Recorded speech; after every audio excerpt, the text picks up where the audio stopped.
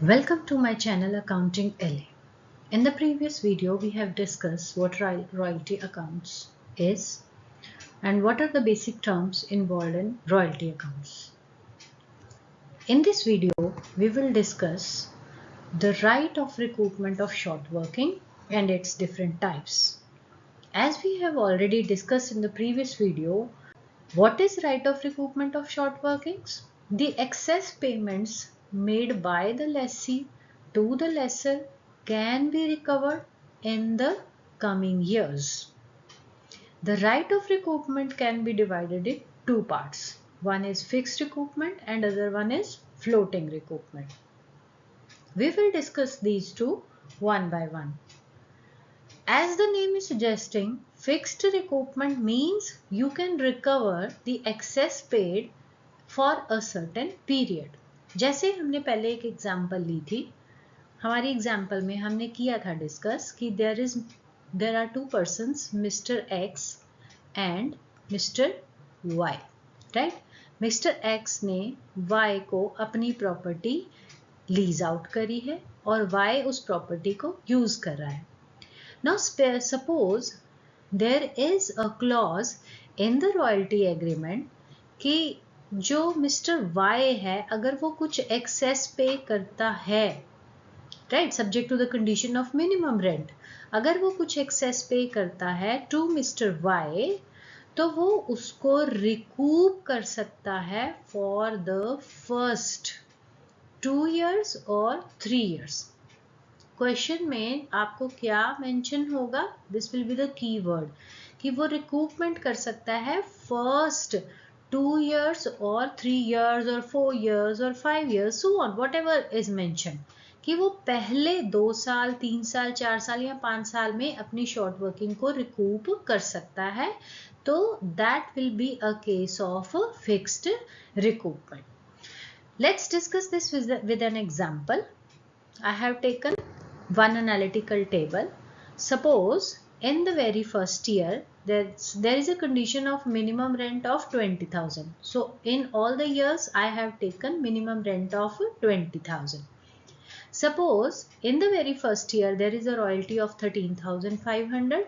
Second year there is a royalty of 18,000. Third year there is a royalty of 24,000. And fourth year 30, and fifth year it is 32,000. As we have discussed in the previous video that what the short working will be, it will be excess of minimum rent over royalty. So what we will do, we will calculate short working. कैसे निकालेंगे? 20,000 में से 13,500 को minus करेंगे, right? So this will be your short working. Then in the second year short working will be 2,000 और ये again हमने कैसे कैलकुलेट करी है? 20,000 में से 18,000 को माइनस किया. So as we have discussed in previous video, short working is the excess of minimum rent over the royalty. Okay, जो एक्सेस पे किया है लेसी ने, देखो अगर हम इस एग्जाम्पल में देखें तो फर्स्ट ईयर में रॉयल्टी तो 13,500 बन रही है, 13,500, बट पे कितना पड़ रहा है? 20,000, because there is a condition कि मिनिमम रेंट उसको 20,000 पे करना ही करना है. So there is a short working of 6,500 and in the second year it is 2,000. Now in the third year royalty is exceeding 20,000. So इसका मतलब अब क्या है? There is a surplus. So what is surplus? As we have discussed in the previous video, excess of royalty over minimum rent. So how have you calculated this? This is 24,000, that is 24,000 minus 20,000. So this is what is your surplus. Similarly in the second, this fourth year it is 10,000, that is 30,000 minus 20,000, and in the last year it is 32,000 minus 20,000, that is equal to 12,000. Now यहाँ हम जो case ले रहे हैं वो कौन सा case ले रहे हैं? We are taking the example of fixed recoupment. हम किसका केस ले रहे हैं? फिक्स्ड रिकूपमेंट का. और फिक्स्ड रिकूपमेंट में सपोज हमारी कंडीशन क्या है कि जो हम रिकूपमेंट है वो कर सकते हैं फर्स्ट 3 years में. We can recoup short working for the first 3 years. First 3 years का मतलब क्या है? If we will see, we will calculate first 3 years कैसे आएंगे? ये 2 and 3, 1, 2 and 3. मतलब we can recoup short working till first 3 years. यहाँ तक you can say यहाँ तक और you can say यहाँ तक हम short working को recoup कर सकते हैं. And as you have already as you are already aware of कि recoupment किस में से होगी short working की? surplus में से. We have seen that पहले साल तो हमें short working थी, दूसरे साल भी short working थी. In the third year there is a surplus. इसका मतलब recoupment कब होगी? थर्ड ईयर में. अब हम अगर देखें तो हमारे पास शॉर्ट वर्किंग यहाँ कितनी है? 6500. यहाँ कितनी है? 2000. अब कंडीशन क्या है कि हम सिर्फ फर्स्ट 3 इयर्स में रिकूप कर सकते हैं. इसका मतलब सिर्फ यहाँ तक ही हम रिकूपमेंट कर सकते हैं. सो ये रिकूपमेंट कितनी होगी? First year there will be no recoupment because there is no surplus. Second year there will be no recoupment. Third year there will be recoupment of 4000 क्योंकि हमारे पास सरप्लस कितना है? 4000 का. तो हमने रिकूप कितना कर लिया? 4000 का. राइट. अब यहाँ कंडीशन क्या थी कि हम रिकूप कर सकते हैं सिर्फ और सिर्फ फर्स्ट 3 इयर्स में. We can recoup till first 3 years. तो यहाँ हमारी जो कंडीशन है रिकूपमेंट की वो खत्म हो गई because we can recoup till this year only. So इसका मतलब हमने जो एक्सेस पे किया था कितना? 6500 plus 2000. That is a total of, अगर हम इसको दोनों को ऐड करें तो ये टोटल अमाउंट कितनी बनती है? 8500. सो टोटल 8500 में से हम कितना रिकूप कर पाए? सिर्फ 4000 only. Right. we can recoup, we are able to recoup only 4000. इसका मतलब बाकी हमारी, क्योंकि कंडीशन खत्म हो गई 3 साल की, बाकी अमाउंट हम रिकवर नहीं कर पाए और यू कैन से रिकूप नहीं कर पाए. वो कितनी रह गई? Out of 8500 4000 is recoup. That means 4500 is not recouped which is transferred to unrecouped amount and balance is to be paid. अब अगर हम पेमेंट की बात करें तो एवरी ईयर पेमेंट सिंपल है. पेमेंट के लिए हमने क्या फॉर्मूला लगाना है? Simple. We will apply the formula for calculation of payment that will be minimum rent और royalty whichever is higher. दोनों में से जो बड़ा है वो फिगर लेके, इन दोनों में से जो भी फिगर हायर होगी, हायर फिगर लेके उसमें से माइनस कर देना कितना? जो आपने रिकूप किया है. राइट. लाइक आपको for calculation of payment these 3 columns are important. कौन कौन से कॉलम्स इम्पॉर्टेंट है? एक तो आपको इम्पॉर्टेंट है मिनिमम रेंट का column. One is minimum rent का कॉलम, दूसरा रॉयल्टी का कॉलम. इन दोनों में से जो हायर फिगर होगी वो उठाओगे और इधर उसमें से जितना रिकूप्ड है वो हम माइनस कर देंगे. जैसे यहाँ पे रिकूपमेंट 0 है, यहाँ पे भी रिकूपमेंट 0 है और यहाँ पे 4000 का रिकूपमेंट है. Right. So first year payment कितनी होगी? 20000. You can C, let's see this figure, 20000 और 13500 विच एवर इज हायर. दोनों में से हायर कौन सा है? 20000. उसमें से माइनस रिकूप्ड अमाउंट. अब यहाँ रिकूपमेंट तो 0 है. सो इसका मतलब हमारी पेमेंट कितनी होगी यहाँ पे? 20000 की. हायर कौन सा है? 20000 माइनस 0 20000. ना सेकेंड ईयर में रिकूपमेंट क्या होगी? 20000 और 18000 whichever is higher. Higher is 20000 minus recoupment कितनी है? 0. सो यहाँ भी पेमेंट कितनी होगी आपकी? 20000 की. Now in the third year you can see, third year में minimum rent is 20000. This is 20000 and here royalty is 24000. अब दोनों में से हायर क्या है? 24000. इसमें से माइनस करोगे क्या? रिकूप्ड अमाउंट, और हमने रिकूप कितना किया 4000, 24,000 माइनस 4000 हम पेमेंट कितनी करेंगे again 20,000. Now in the next year, जब हम नेक्स्ट ईयर की फिगर देखेंगे, this is 20,000, this is 30,000, higher क्या है 30,000 और इसमें से रिकूप कितना किया 0. सो इसका मतलब पे कितना करेंगे, हायर क्या है 30,000 minus 0 that is 30,000 and here so on it will be 32,000. I hope this example is clear. This is the case of fixed recoupment. Now, next we will do floating recoupment. Floating recoupment में हमारे पास keywords क्या हैं, जैसे हमने पीछे slide में देखा था. Keywords are subsequent, following and next, right? तो अब हम floating recoupment का केस करते हैं. Floating recoupment के केस में I am taking the same example. Right, same example ही ले रही हूं मैं, लेकिन यू कैन सी यहाँ पे सपोज आई एम टेकिंग कि जो रिकूपमेंट होगी वो कितना होगी, suppose I am saying next 2 years. Suppose उसमें क्वेश्चन में लिख दिया नेक्स्ट 2 years. नेक्स्ट से क्लियर हो गया कि ये फ्लोटिंग रिकूपमेंट का केस है. This is a case of floating recoupment. Next लिखा हो सकता है, सब्सीक्वेंट लिखा हो सकता है, सब्सीक्वेंट या फिर फॉलोइंग.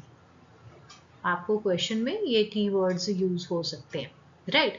तो उसके बाद उसने क्या किया, फ्लोटिंग रिकूपमेंट. अगेन इसमें वैसे ही यहाँ तक तो क्वेश्चन सेम है. मिनिमम रेंट लिखा आपने, रॉयल्टी लिखा आपने, फिर आपने शॉर्ट वर्किंग कैलकुलेट किया, वही difference of minimum rent and royalty, और फिर आपने सरप्लस कैलकुलेट किया. यहाँ तक सेम है. अब प्रॉब्लम और you can say the difference जो है वो कहाँ आएगा, रिकूपमेंट में. अब अगेन जब तक सरप्लस अराइज नहीं होता there is no chance of recoupment, क्योंकि रिकूपमेंट है क्या, सरप्लस में से शॉर्ट वर्किंग को रिकवर करना. सो जब तक सरप्लस नहीं है रिकूपमेंट नहीं है. अब कंडीशन क्या थी हमारी रिकूपमेंट की, हमारी कंडीशन थी कि हम रिकूपमेंट कर सकते हैं नेक्स्ट 2 years तक. Now what does it mean, it means recoupment, ये जो 6500 की अमाउंट है it can be recouped till next 2 years. अब क्योंकि फ्लोटिंग का केस है तो हमें हर शॉर्ट वर्किंग को इंडिविजुअली देखना है, इंडिविजुअली कंसिडर करना है. तो 6500 can be recouped in next 2 years. Next 2 years कौन से हैं, 1 and 2. ओके, 6500 को आप ये 2 साल तक ही रिकूप कर सकते हो. अब पहले साल तो जो आपका सेकेंड ईयर है वहां पे तो सरप्लस था ही नहीं. सेकेंड ईयर में there is a surplus of 4000. That means this 6500 में से how much we can recoup only 4000. इसमें अभी मैंने और कोई कंडीशन नहीं ली, ये सिंपल एग्जांपल है, राइट? तो 6500 में से हमने कितना रिकूप कर लिया, 4000. अब क्योंकि हमारी जो कंडीशन थी रिकूपमेंट की वो क्या थी कि ओनली फॉर 2 years, इसका मतलब हमारी रिकूपमेंट का टाइम यहाँ पे खत्म हो गया. We can not recoup 6500 for more than 2 years. तो यहाँ पे 6500 को आप आगे लेके नहीं जा सकते हो. तो 6500 में से आप कितना रिकूप कर पाए या कितना रिकवर कर पाए, सिर्फ 4000. सो इसका मतलब बाकी कितना रह गया, 2500 जो आप रिकूप नहीं कर पाए, इसको आपने कहाँ ट्रांसफर कर दिया, unrecouped amount. Okay, now come to the next. अब जो हम दूसरे की बात करें, दैट इज, क्योंकि मैंने आपको बताया फ्लोटिंग के केस में आपको हर चीज को इंडिविजुअली लेना है. तो 6500 हमने देख लिया, नेक्स्ट 2 years में हम कितना रिकूप कर पाए. Now this 2000 we will see, इसके जो नेक्स्ट 2 years बनेंगे दिस एंड दिस, मतलब this could be recouped till 4th year only. This 2000 can be recouped till 4000 this year only, 4th year only. Now यहाँ हमारे पास था surplus, but इसको तो हमने यूज कर लिया ये शॉर्ट वर्किंग के लिए that means for the time being ये सारा कंज्यूम हो चुका है, नथिंग इज लेफ्ट, राइट। इसका मतलब ये 2000 को रिकूप करने के लिए अब आपको सेकेंड ईयर में जाना पड़ेगा। अब सेकेंड ईयर में हमारे पास सरप्लस है कितना, 10,000, लेकिन मैक्सिमम आप कितना रिकूप कर सकते हो, 2000 ओनली। जितनी शॉर्ट वर्किंग है उससे ज्यादा रिकूप नहीं कर सकते हो, even if we have more surplus. So हम यहाँ कितना रिकूप कर लेंगे, वी कैन रिकूप ओनली 2000। अब 2000 की ही शॉर्ट वर्किंग थी, 2000 ही हमने रिकूप कर लिया। So is there any amount left, no, nothing is left. हमने सारे का सारा जो शॉर्ट वर्किंग था वो यहाँ पे रिकूप कर लिया। So nothing will be transfer to unrecouped amount. I hope this is clear. Even if here is a surplus, आप इसको यहाँ ये शॉर्ट वर्किंग या जो बाकी 6500 की अमाउंट थी उसके लिए आप यूज नहीं कर सकते हो, क्योंकि इसकी कंडीशन यहाँ तक है और जो सेकेंड ईयर है इसकी कंडीशन यहाँ तक है। अगेन पेमेंट के लिए same rule is to be followed. What is the rule, minimum rent और royalty whichever is minimum rent or royalty whichever is higher minus recouped का amount। so यहाँ हम कितना पे करेंगे, 20,000 only। यहाँ कितना पे करेंगे, 20,000 only। और here we will pay 20 और 24 whichever is higher that is 24,000। उसमें से recoup कितना किया, 4,000। तो हमने पे कितना किया, 20,000। अगेन यहाँ आप देखिए हमने हायर ऑफ 2 लेना है, रॉयल्टी और मिनिमम रेंट। हायर कितना है, 30,000। 30,000 माइनस रिकूप्ड अमाउंट, और रिकूप्ड कितना है, recouped is 2000। Recouped is 2000। So इसका मतलब यहाँ पेमेंट कितनी आई, 30,000 minus 2000 that is equal to 28,000। So payment को ध्यान से देखना, इट्स वेरी सिंपल। अगर आपको फॉर्मूला याद हो गया, मिनिमम रेंट और रॉयल्टी दोनों में से हायर अमाउंट लेके रिकूप्ड अमाउंट को माइनस कर देना है। अब यहाँ कोई भी, even if there is surplus there is no recoupment, so here the payment will be equal to 32,000, right. So this is example of floating recoupment. So floating मतलब जब भी शॉर्ट वर्किंग अराइज होगी उससे नेक्स्ट, उससे subsequent या उसके following years में आपने रिकूपमेंट करनी है। फिक्स्ड रिकूपमेंट मतलब उसमें टाइम पीरियड फिक्स्ड होगा कि जब आपका रॉयल्टी एग्रीमेंट स्टार्ट हुआ है तो उसके इतने पीरियड के अंदर अंदर, may be 1 year, may be 2 year, may be 3 year, may be 4 year, may be 5 year के अंदर अंदर आपको रिकूपमेंट जो है करनी है। So I hope this concept of recoupment of short working, which is categorized into two parts, that is fixed recoupment and floating recoupment, is clear to you. The next topic that is related to accounting treatment in the books of lessee will be discussed in the next video. Till then, watch this video and subscribe my channel. Thank you.